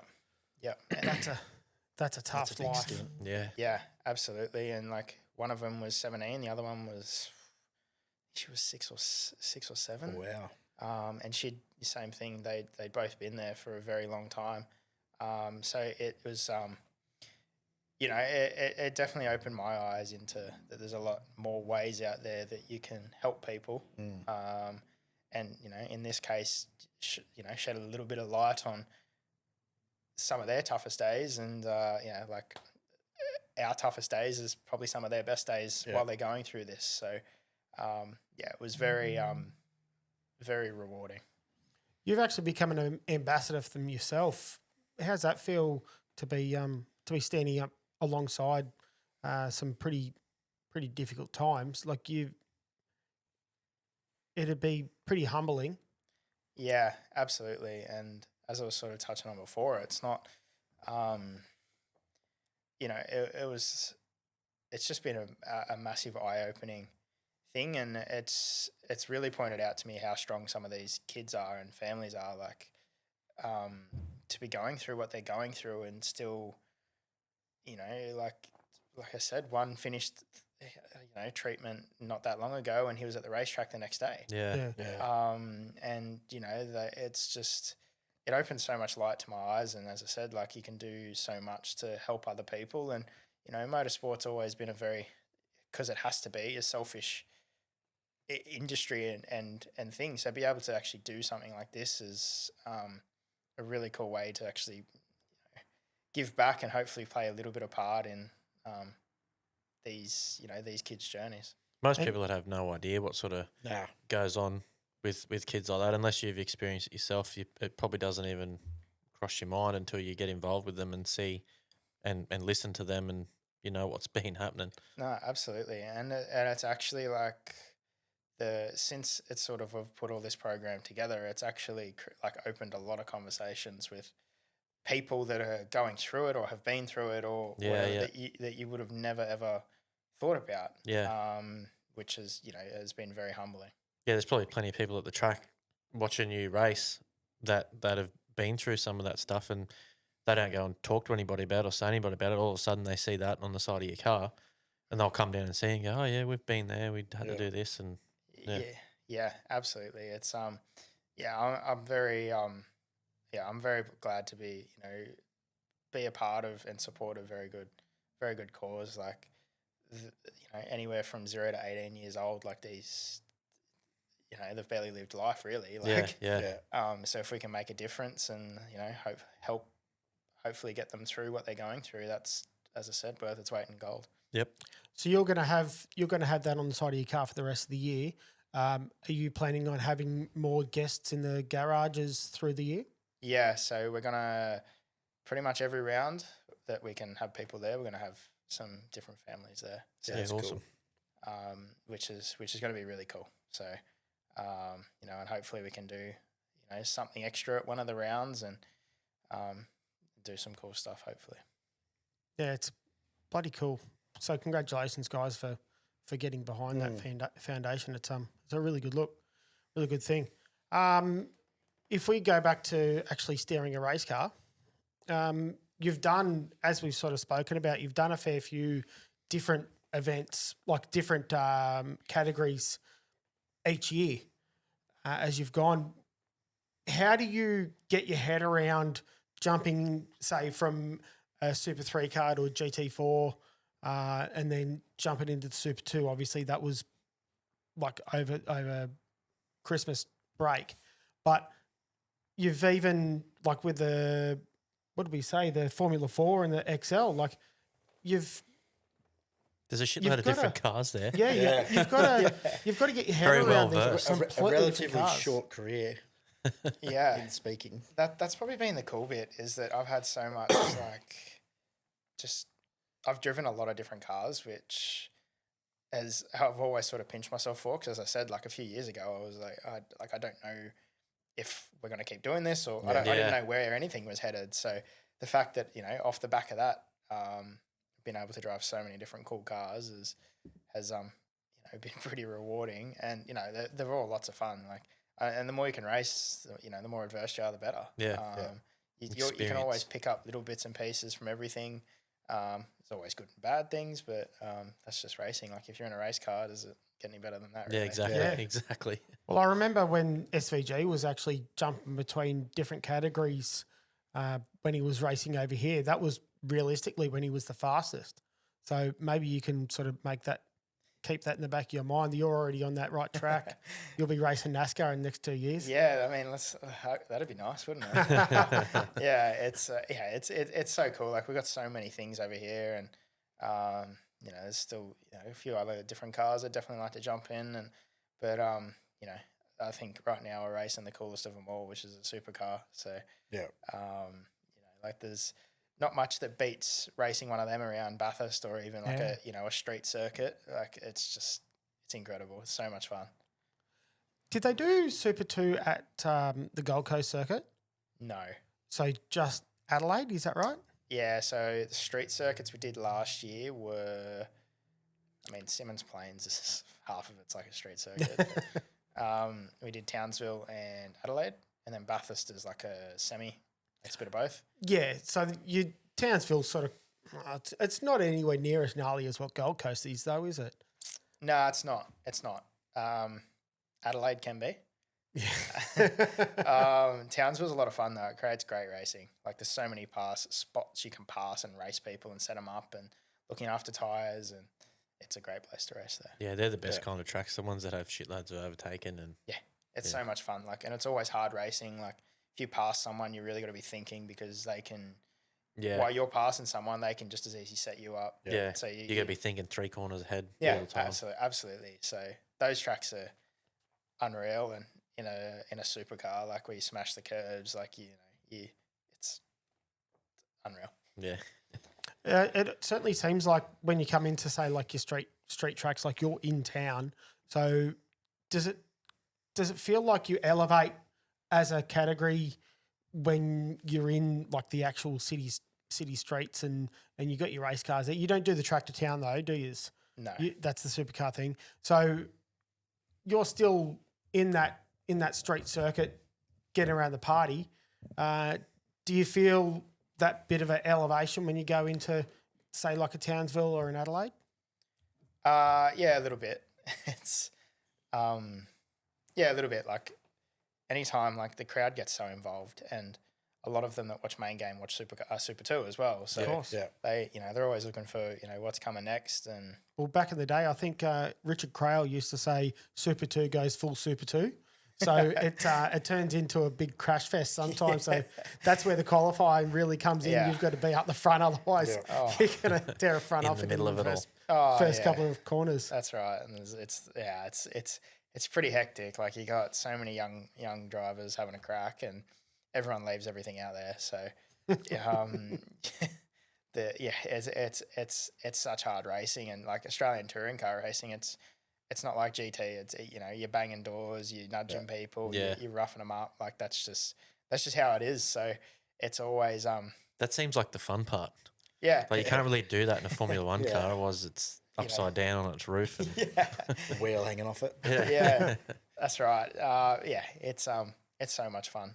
And that type of racing, like hard racing, street circuits usually create the best racing, because you know, like even the simple things like Adelaide with so many different bumps and whatever, like you can make a small little mistake and someone gets a run on you or vice versa. And it's just, and you can play with so much in the car. You got roll bars, you got brake bias, you got, you know, the way you drive, the way you do different bits and pieces. Like it's, and especially, as I said, at a street circuit, it's just, you got full Super 2. Yeah, those Super 2 cars were the last of the, was it the brake bias lever or what's the other one? The any roll bars. Any roll bars. That you haven't driven a Super the Gen 3 car, have you? So do you guys actually appreciate the roll bars as well? Like the ability to move them? Yeah, we use them quite a lot. Especially from start to finish. Like you sort of get a tire that starts to go away. You can chase it, can't you? Yeah, you can chase it to a certain extent. I think it's like it's just a cool part of supercars. Like I kind of wish it'd be cool to see any like adjustable roll bars in a Gen 3 car. Because you look at, I think the one that always stands out is like SVG, watching him at Tassie, and he makes 3 bar changes in 4 corners. Yeah. And brake bias, and you obviously don't see that anymore. I'd get confused. Yeah. Pull the wrong lever. Yeah, wrong way. Oh, Shit. fuck. I've got to change gears too. Downshift instead of changing the bar. You've also driven a TCR car as well. When was that? The Bend last year. It was just a one-off, was it? Yeah, we just did the one-off. I tell you, through the stuff we did the GT4 with Ash Seaward Motorsport. Mm-hmm. So he has a few TCR cars, and so what they were doing every year, I think last year, I don't know if they're doing it this year or not, but they pretty much they bring the whole Euro series, European series had an Australian round as a part of their world tour. Yeah, I remember that. So, which was the Bend. So they come over, and Ash called me and was like, "Hey, do you want to come race TCR car?" I was like, "Yeah, sure." The answer is yes. Yeah. It doesn't matter. You don't have to ask. Exactly. So I was like, "Yeah, no dramas." But anyway, it was so I hadn't driven the car, I hadn't done anything. I actually driven an XL front wheel drive, but I'd never driven like this thing. Turned up with my helmet and suitcase on the Thursday. We were meant to have, because we were meant to get a fair bit of running like before the weekend. We were meant to get like Thursday practice, and then Friday like another 2 practices, and then Saturday a race and a qualifying, and Sunday like another race or 2 races or something like that. So we're meant to get like a ridiculous amount of hours in the car, but then the cars got delayed from Europe coming to Australia. So instead of getting all these laps, we got, I think I got half an hour of practice in the car and went straight into qualifying. So, Brilliant. Yeah, and it wasn't just like all these Not just testing a car around that track. You've never driven one of those cars before. Yeah, I've never driven one, and it wasn't like you got all these old Barrys that are in there and they just race for a bit of fun. Yeah, like, yeah. This is all the factory European guys that come in. I was like, far out. What sort of car did you have? I was in a Lincoln Co. Yeah, okay. So they now swapped to a Geely, however you say it. Geely. So talk about being thrown in the deep end. Go from not driving one to racing the world's best. And it actually, it went pretty well. Like I qualified okay. Finished, I can't even remember, top 10 somewhere in the first race. Yeah, in the first race. Beat one of the factory guys in the same car. Actually, I was in an older generation car. Beat one of the factory guys, and the other 2 factory guys were 1 and 2 spots ahead of me. So, yeah, right. So that was pretty good. So you're right in the middle of it. Yeah, and those factory guys, like that's all that they race those cars every single week. Yeah, yeah. So it was good, and then the next race we had a fuel pump fail. So yeah, right. So really didn't get much there, but there were a lot of fun cars. Like, that couldn't have been the first time you'd driven at the Bend, though, would it? No, I've driven there a couple of times. Just on testing stuff, or? No, I've raced. I won a race there in 86s. Raced some GT4, a little bit of Formula Ford as well. But I've probably been there 2 or 3 times before. Yeah, it's it certainly seems like a pretty high end, like very European sort of style track, like the track as well. But even like you walk through the foyer and you've got all the race cars in the foyer and you've got the bar in the background. Like it's a pretty flash looking joint to go and even just watch racing, let alone actually race on the track. How's that to turn up at? Yeah, it's a pretty cool place. It's annoying to get to because it's it's an hour and a half out of Adelaide, and you get there and you're like, holy shit, like it's in the middle of nowhere. Come from? Yeah. And then you got the drag strip, you've got the the caravan parks, and you got the actual racetrack, the go-kart track. Like it's pretty incredible what they've done over a number of years, and then you obviously walk in the front foyer and they've got some ridiculous race cars there, and it's an A-class facility. I mean, it's a fun track to race too. I quite enjoy actually racing there because it's probably that European style of circuit. Like it suits high downforce cars, suits commitment. Whereas a lot of our circuits that we race on in Super 2 is very stop-start. Yeah. So am I right in saying the bend is in Murray Bridge or very close to Murray Bridge? Very close. So, what is it? About not even, probably 15 minutes from Murray Bridge is one of our major race tracks in Berry. So you can imagine what it's like for us. We don't fly to our racetracks. We drive, but we tow our race boat. And that includes driving along the hay plains. Oh, yeah. So you think you feel like you're in the middle of nowhere? We've driven 10 hours looking at It's desert. Straight lines. It's desert. It's not that enjoyable, is it? I did it a couple of times back in go-karts and it sucks. You want to try it a Monday morning hungover?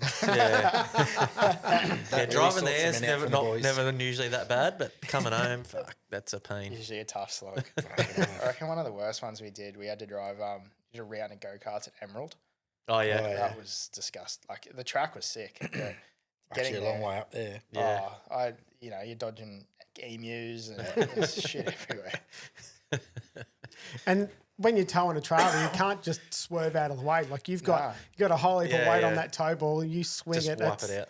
Yeah, that's your go-kart upside down. Yeah, exactly. But it's Tail and Bend's a really cool facility. I quite enjoy it. But Murray Bridge has actually got the flashiest hotel I've ever seen. Yeah, right. I can't remember what it's called. Yeah, you're gonna need to give us a heads up on that because that's not that far out of town. Hayden will stay there. He's rich.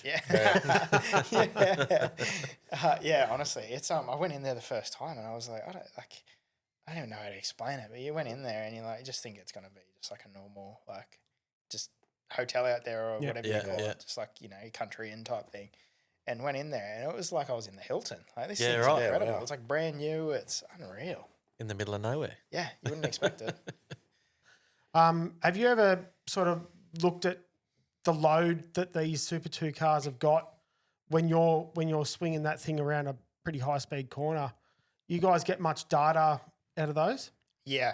So we have like pots on the shocks so we can see how compressed they are at certain points of the corner. And some of those loaded drive corners are they're the wheels are tucked right up in the guards. Like you've almost got the diffuser was bugger all off the ground. Yeah. They get some serious squat going. You'd obviously have tyre temps on those same corners. Do they go through the roof? Yeah, they can if you don't manage it well. Yeah. And that's always been there's always a balancing act with our cars because they're very undertired and overpowered. Yeah. So you've got to find that happy medium balance of how soft your shocks are to how hard they are. Yeah, and the radius and the way you try and drive the track, because if you drive a very like a U-shaped corner, even though it might feel easier, you're actually using more of the tire. Yeah. Whereas if you because then you're sort of trying to turn and drive at the same time. Whereas Apex if you sort a bit harder, sort of thing. Yeah, if you V it off, you put you just put a lot less load through the tire, but sometimes it's always a balancing act because sometimes it might be better on the tire, but it's way slower. So Yeah. So when you say V it off, you mean like a double apex sort of thing? Yeah, kinda. Yeah, you just sort of dive past it and come back. Yep. But we get tire temps, we get tire pressures. They're all live. We don't get them in the car, but our data stand in pit lane gets them. Yeah. Is it just like a single tyre temp per tyre, or do you read like inside, outside, centre? No, just a single. Single, yeah. A single, yeah. How do they work? So they got like a Infrared usually? They infrared? I don't know actually. I know what the sensor looks like, but I don't know how it works. Yeah, I think they're It's infrared. like inside the guard sort of thing. No, it's so what it is so you've got the valve on one side of the rim, and then on the other side of the rim there's like a little bolt-in section. Oh yeah, righto. And it seals off, and it's got like your tire pressure sensor and the temp in the same spot. Yeah, righto. Yep. I remember I did a lap in a Lamborghini at Marulan, and it was just a stock Lamborghini, and it had tire temperature sensors on it. And I'm flogging this Lamborghini around, and this all of a sudden buzzers and shit start going off. And I said, the whole mate sitting next to me, I said, "What the fuck's that?" And he goes, "Oh, don't worry about it. It's just tire temperature."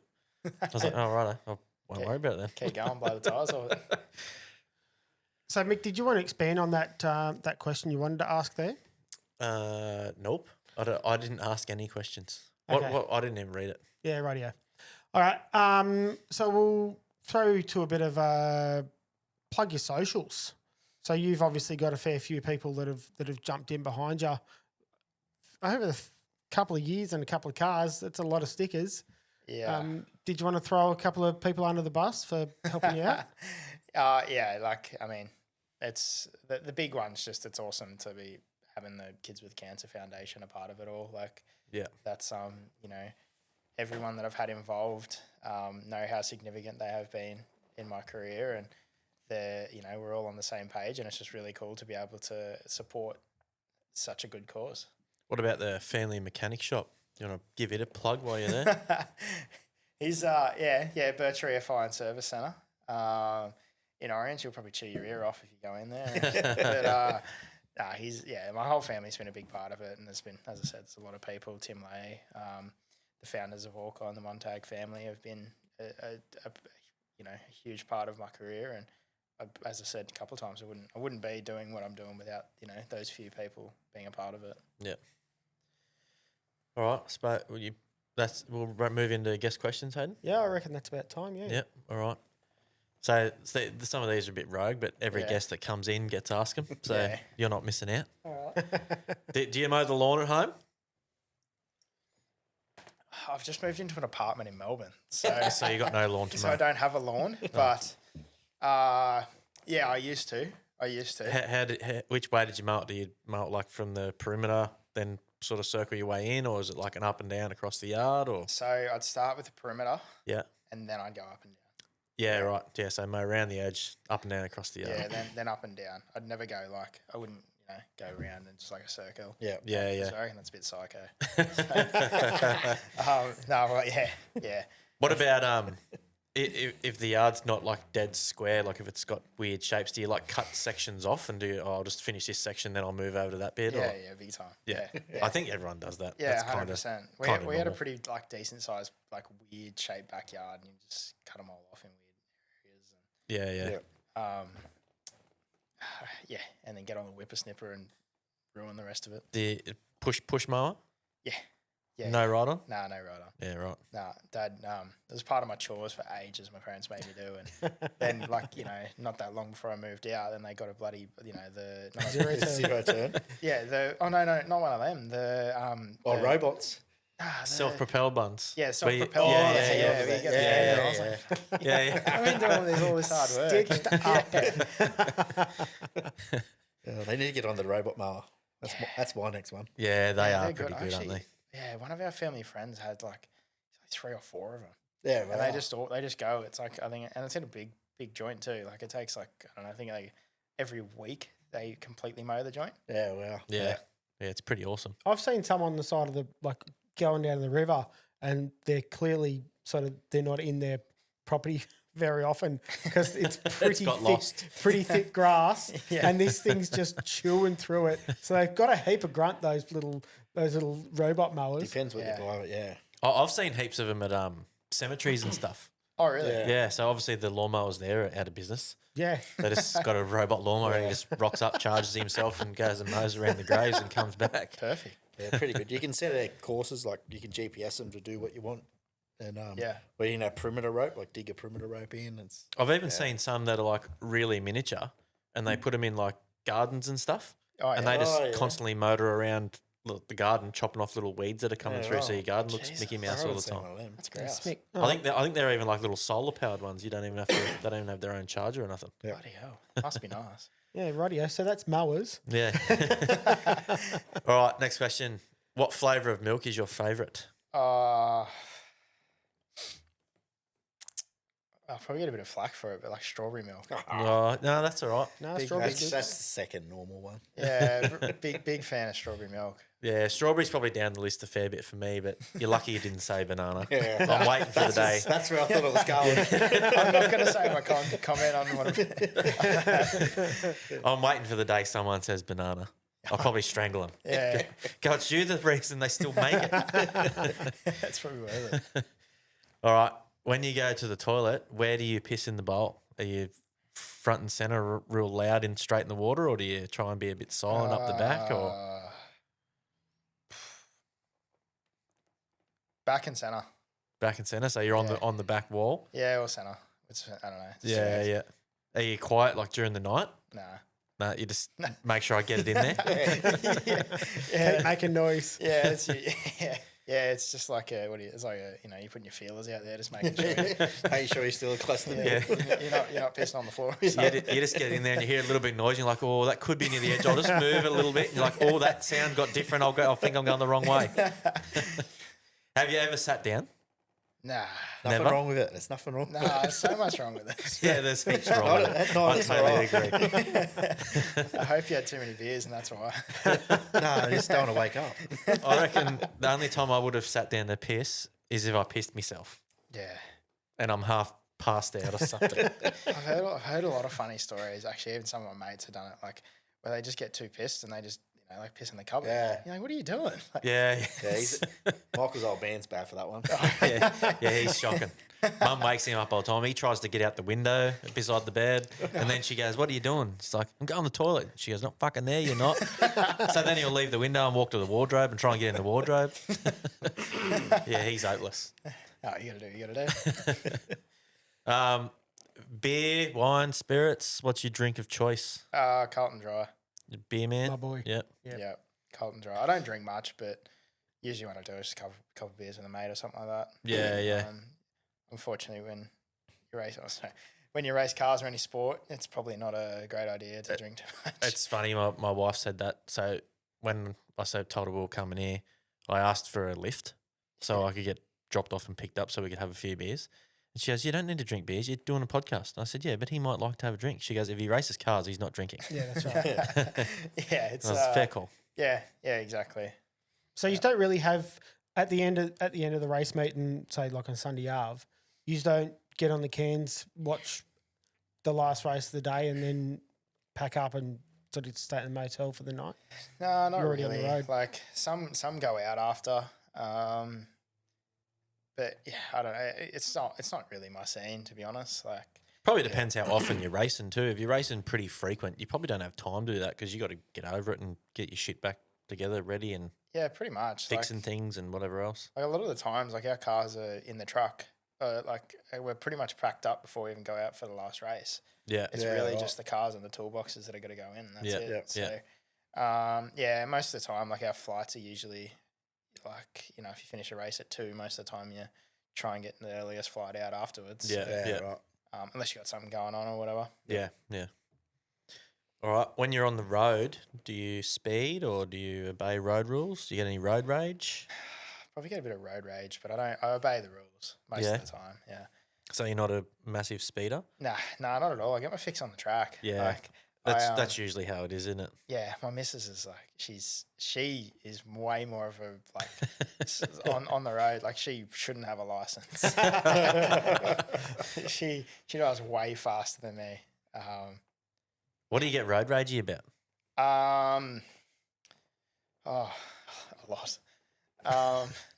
Probably no blinkers is a classic. Yeah. Or when people merge, like it's a double lane roundabout and they go from the inside lane to the outside lane and don't blinker. Oh, They yeah. just go straight through the roundabout and cut you off. Yeah. What do you think of right lane hoggers?